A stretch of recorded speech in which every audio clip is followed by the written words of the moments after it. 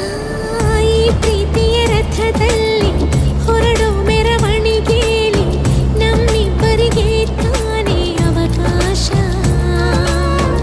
ಈ ಪ್ರೀತಿಯ ಪುಟದಲ್ಲಿ ಬರೆಯೋ ಬರವಣಿಗೆಯಲ್ಲಿ ನಮ್ಮಿಬ್ಬರದೇ ತಾನೇ ಇತಿಹಾಸ. ಪ್ರೀತಿ ಎಂದರೆ ಹೀಗೇನೆ, ಕಾಲ ಎನ್ನುವ ಕಾಲನೇ ಬಿಟ್ಟು ಬಾಳುವುದು ಗೊತ್ತೇನೆ, ಲೋಕ ಎನ್ನುವ ಲೋಕನೇ.